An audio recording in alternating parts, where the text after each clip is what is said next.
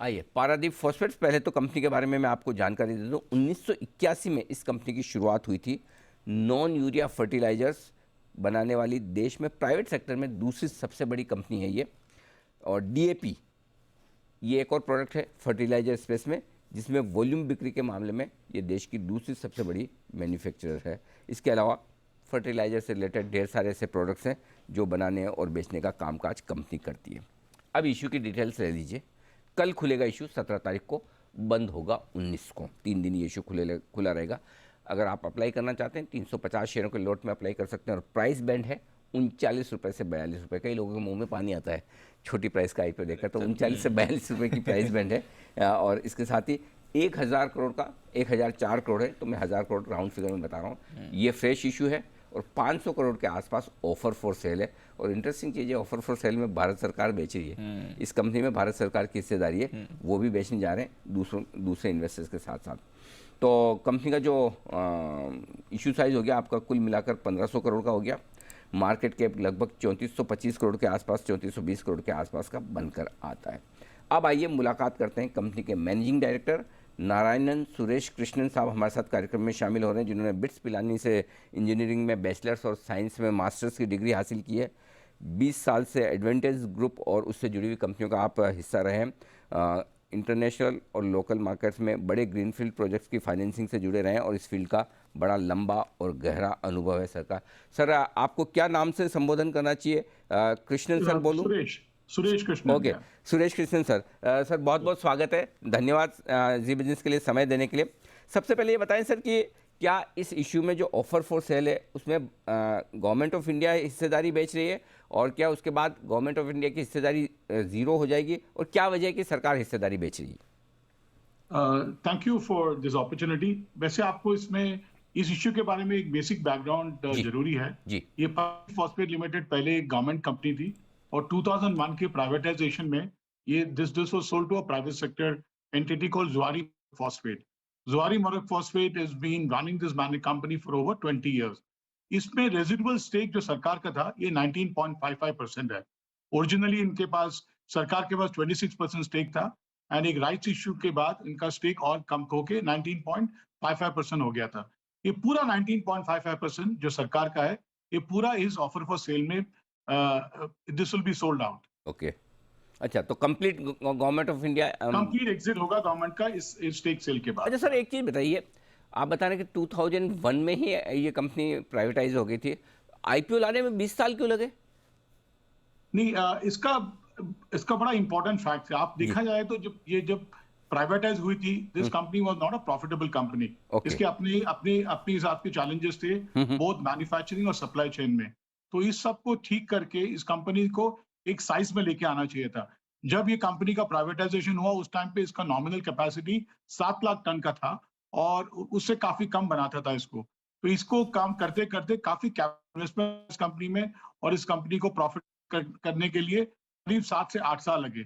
2010 से लेके आप देखा जाए तो ये कंपनी कंसिस्टेंटली परफॉर्म कर रहा है and we wanted to be sure that इस कंपनी में जितना भी बढ़ोतरी हो सके कैपेसिटी में, इस परफॉर्मेंस में, के मार्केट पेनिट्रेशन में, we worked on all these things. So we have reached a point where we have now become a sizeable company in the industry. हमारा आज जब हमने आरएचपी फाइल किया था, हमारा आज के दिन में कैपेसिटी है 1.5 million tons of phosphatic fertiliser और हम इस साल में इसको 1.5 को 1.8 मिलियन टन तक ले जा रहे हैं। और हम लोगों ने पिछले 10 साल में काफी बैकवर्ड इंटीग्रेशन में काम किया है। हमने सल्फ्यूरिक एसिड कैपेसिटी को मोर देन डबल किया इस जगह पे। हमने फास्फोरिक एसिड कैपेसिटी को भी इंक्रीज किया और आगे जाके भी इसी साल में ये सब इंक्रीज कर रहे हैं। तो इस कंपनी को एक साइज में लाने के लिए टाइम लगा था। This large infrastructure based company. इस कारण हम वेट कर रहे हैं जब when the company is fully mature and ready to be a large player in the sector, that time we will take the IPO। इसी को लेके अब जी। राइट टाइम आ गया है जी। जब इस कंपनी मार्केट शेयर अच्छा है, इसका मार्केट जी। है, इसका ग्रोथ भी बिल्कुल ठीक से चल रहा है। ठीक इस बात है। टाइम पे हमने सोचा कि is a good come in so that the share holders can participate not only the current growth, आगे जाके जो ग्रोथ होगा इसमें उनका अच्छा पार्टिसिपेशन, हिस्सेदारी होगा। बहुत ही अच्छी बात है सर कि कंपनी को प्रॉफिटेबल करके पूरा स्टैंड अलोन बढ़िया मजबूत करके आप आईपीओ ला रहे हैं। तो आजकल तो आईपीओ लाने की इतनी जल्दबाजी है कि पूछिए मत। मुनाफे में आए ना आए, लॉस मेकिंग कंपनियां, सबको आईपीओ लाकर लिस्ट कराना, कम से कम आपने समय लगाया, लेकिन कंपनी को एक अच्छा मजबूत बनाकर ला रहे हैं। अब सर एक बार जरा ना बिजनेस मॉडल के बारे में बताइए, क्योंकि वो फर्टिलाइजर, मतलब मार्केट में सब लोग समझते हैं फर्टिलाइजर बनाते हैं, बेचते हैं। आपका बिजनेस मॉडल किस तरह का है, जरा अपनी कंपनी के मॉडल के बारे में बताइए। या अनिल जी, ऐसा है, फर्टिलाइजर में तीन तीन तरह के मेजर न्यूट्रिएंट्स होते हैं। एक नाइट्रोजन होता है जो यूरिया के साथ आता है, जो इंडिया में बहुत it's a big industry in India. उसके साथ आता है फॉस्फेट। हमारा फोकस पूरा रहता है फॉस्फेट में।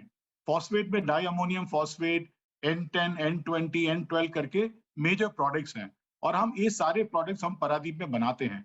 इसको बनाने के लिए हमको फॉस्फोरिक एसिड और सल्फ्यूरिक एसिड की जरूरत पड़ता है, वो भी हम उसी साइट में बनाते हैं।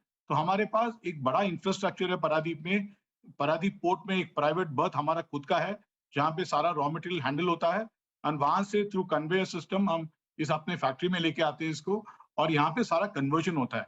And since we are doing lot of backward integration, हम लोगों का कंपनी काफी मजबूत हो, और पिछले 5 साल से देखा जाए तो कैपेसिटी यूटिलाइजेशन भी हमारा करीब करीब 100% तक रह चुका है, और प्रॉफिटेबल भी बढ़ते गया है। और इस साल हम इस कैपेसिटी को और ज्यादा बढ़ा रहे हैं, जो नेक्स्ट 2 क्वार्टर्स में हम हमारा कैपेसिटी इंक्रीज जो कर रहे हैं खत्म हो जाएगा। तो हमारा बिजनेस मॉडल है कि डीप इंटीग्रेशन, रॉक फॉस्फेट लेके आके, एलिमेंटल सल्फर लेके आके, इसको सल्फ्यूरिक एसिड और फॉस्फोरिक एसिड बना के, वेरियस टाइप्स ऑफ फर्टिलाइजर जो इंडिया के सॉइल कंडीशन और सॉइल हेल्थ के मुताबिक जो चाहिए, वो हम बना के फार्मर्स को देते हैं। और हमारा पूरा बिजनेस मॉडल में फार्मर इज कम्स फर्स्ट। हम फार्मर के साथ काम करके, सॉइल हेल्थ चेक करके, उसको किस टाइप का प्रोडक्ट चाहिए, उसी टाइप का प्रोडक्ट हम बना के फार्मर्स को बेचते हैं। और हमारा डिस्ट्रीब्यूशन रीच आज के दिन पे नॉर्थ में तो है ही है, यूपी, बिहार और छत्तीसगढ़, उड़ीसा और नॉर्थ बंगाल में, वेस्ट बंगाल में तो हम करते हैं। उसके साथ साथ अभी सेंट्रल इंडिया जैसे मध्य प्रदेश है और महाराष्ट्र और सदर्न स्टेट में भी आने लग गए हैं। हमारा उम्मीद है कि इस साल के अंदर हम पूरे भारत में हमारे फर्टिलाइजर बेचने लग जाएंगे। बात है, परफेक्ट। अच्छा सर एक चीज़ और बताइए, क्योंकि आपने बिजनेस मॉडल बताया, अब आपकी जो कंपनी है उसी आपके ग्रुप में ही से मैंगलोर केमिकल भी लिस्टेड है, राइट सर? यस। जुआरी की एक और कंपनी भी जो लिस्टेड है, वो लगभग लगभग इसी बिजनेस में। तो फिर ये कॉन्फ्लिक्ट ऑफ इंटरेस्ट नहीं है कि सेम बिजनेस में दो तीन कंपनियां होंगी आप ही के ग्रुप में? सब ऐसा है कि हमारा जो बिजनेस मॉडल है, हमारे ग्रुप में जो शेयर्स लिस्टेड हैं, आपका बात ठीक है, मैंगलोर केमिकल्स फर्टिलाइजर हमारे हमारी ग्रुप कंपनी है। पर मैंगलोर केमिकल परादीप फॉस्फेट में हमारा कोई कॉन्फ्लिक्ट नहीं है, तो मैंगलोर केमिकल्स एक यूरिया कंपनी है। जैसा परादीप फॉस्फेट देखेंगे, प्योर फॉस्फेटिक कंपनी है, और हमारा मार्केट का ओवरलैप भी नहीं होता। इस कारण मैं आपको ठीक से बताना चाहता हूँ कि हमारा कोई ओवरलैप नहीं है। इसके सिवाय ग्रुप में और लिस्टेड कंपनी जो है, वो जो जुआरी ने पहले प्रमोट किया था, चंबल फर्टिलाइजर, वो नॉर्थ में बहुत बड़ा यूरिया कंपनी है वो।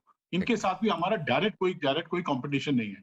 ओके सर, एक चीज़ और है, आपका 95% जो रॉ मटेरियल है वो आप इंपोर्ट करते हैं, राइट? So yes. इंपोर्ट करने में कोई ऐसी समस्या नहीं है? आजकल बड़ा डर लगता है जो पॉलिटिकल माहौल को देखते हुए कि पता नहीं कब इंपोर्ट कहीं आगे पीछे हो जाए। तो कैसे आप इंश्योर करते हैं कि आपको रॉ मटेरियल मिलता रहेगा लगातार? अनिल जी, आपको एक चीज इसमें नोटिस करना पड़ेगा कि फॉस्फेटिक रॉ मटेरियल भारत में सारी कंपनियां 100% इंपोर्ट करती है, बिकॉज इंडिया में फॉस्फेट रिजर्व जिसको यूज करके फॉस्फोरिक एसिड बना सके, उस क्वालिटी का फॉस्फेट रिजर्व नहीं है आज के दिन पे। और हमारा सबसे बड़ा एडवांटेज है कि हमारा जो प्रोमोटर कंपनी है ओसीपी, ये दुनिया का सबसे बड़ा फॉस्फेटिक प्लेयर है, नॉर्थ अफ्रीका से आते हैं, और इनके पास globally more than 70% reserve available है। ये हमारा बिगेस्ट स्ट्रेंथ है। इस कारण हमको पूरा उम्मीद है कि हमको रॉ मटेरियल के कारण कोई प्रॉब्लम नहीं होगा, और हमारा इनके साथ लॉन्ग टर्म एग्रीमेंट्स हैं। अच्छा सर एक चीज़ और है कि ZACL जो आपकी एक प्रोमोटर कंपनी है, उससे 370 करोड़ आपकी कंपनी को लेने हैं, और उसके ऑडिटर्स ने उनके फर्टिलाइजर डिवीजन पर कुछ क्वेश्चन मार्क किए हैं, जो हमारे रॉ मटेरियल DRHP में हम पढ़ रहे हैं। तो ये पैसा कितने समय से ड्यू है, कब इसको आप क्लियर करेंगे? इसको लेकर थोड़े निवेशक जानना चाहते हैं। एज फार एज जुआरी एग्रोकेमिकल्स इज कंसर्न, उनका जो मेन फर्टिलाइजर यूनिट है जो गोवा में है, उस यूनिट को हम पूरा खरीद रहे हैं, परादीप फॉस्फेट। और इस कारण हमारा मार्केट रीच और ओवरऑल मार्केट साइज इंप्रूव हो जाएगा। और ये जो आउटस्टैंडिंग इश्यूज हैं, ये आउटस्टैंडिंग इश्यू हमारे हमारे इसी क्वार्टर में सब कुछ पेमेंट हो जाएगा। समझ रहा हूँ कि जो ड्यूज आपके 370 करोड़ के हैं गोवा फैसिलिटी को लेकर, वही कंपनी आप 520 करोड़ रुपए में खरीदें तो आपका 370 करोड़ रुपए एडजस्ट हो जाएगा, बाकी पैसा आपको देना पड़ेगा, राइट सर? ये नहीं भैया, ऐसा है कि जो गोवा का यूनिट है वो बहुत बड़ा यूनिट है। ओके। इस यूनिट में 2 फॉस्फेटिक प्लांट है, एक अमोनिया यूरिया प्लांट है और इसका बहुत बड़ा मार्केट रीच है। इसका साइज़ 1.2 मिलियन टन है। इस asset को हम ज़रूरी खरीद रहे हैं और इस एसेट का टोटल कॉस्ट हमारा है 1600 करोड़ में खरीद रहे हैं इस एसेट को। और इस एसेट के लिए जो भी देना है हमको, हम ऑलरेडी 1000 करोड़ तक दे चुके हैं इनको और बैलेंस जो 500 करोड़ रुपया देना है उनको, वो हम इस आईपीओ के प्रोसेस के थ्रू दे रहे हैं। सर एक जस्ट इंडस्ट्री पे सवाल है जो आजकल बड़ी हम चर्चा में सुनते हैं रशिया को लेकर जो चल रही है। रशिया और यूक्रेन में फर्टिलाइजर का प्रोडक्शन लगभग कम हो गया, बंद हो गया। यहाँ की कंपनियों के लिए, आप जैसी कंपनियों के लिए ये फायदे की बात है, नुकसान की बात है या न्यूट्रल है? देखो, ये बड़ा ठीक बात है कि जो रशिया और यूक्रेन में प्रॉब्लम हो रहा है, इस कारण फर्टिलाइजर रॉ मटेरियल और फर्टिलाइजर एंड प्रोडक्ट दोनों में सप्लाईज में काफी तकलीफ हो रहा है पूरी दुनिया पे। और इंडिया में भी काफी फर्टिलाइजर यहाँ से आता था, फॉस्फेटिक फर्टिलाइजर और raw material like MOP, muriate of potash और अमोनिया यहाँ पे आता था। इस कारण पूरे इंडस्ट्री को तकलीफ है। इस कारण हम लोग बाहर के देशों से खरीदने की पूरा कोशिश कर रहे हैं। वैसे हमारा जो कंपनी है पारादीप फॉस्फेट, हम लोग रशिया से कुछ खरीदते नहीं थे। हमारा सारा सप्लाई चेन आता है मिडल ईस्ट और नॉर्थ अफ्रीका से। इस कारण हमको ज्यादातर इससे तकलीफ नहीं होगा। बट आपको जरूरी जानना है कि इस कारण ग्लोबली प्राइसेस बहुत बढ़ गए हैं रॉ मटेरियल और फिनिश गुड्स के। और भारत सरकार ने इस दौरान फार्मर्स को प्रोटेक्ट करने के लिए फार्मर को सपोर्ट काफी कुछ दिया है, सो दैट फार्मर के जो प्राइसेस हैं फर्टिलाइजर के, इसमें ज्यादा बढ़ोतरी ना हो और फार्मर को अपना जो प्रॉफिटेबिलिटी है और अपना जो मॉडल है वो कंटिन्यू कर सके।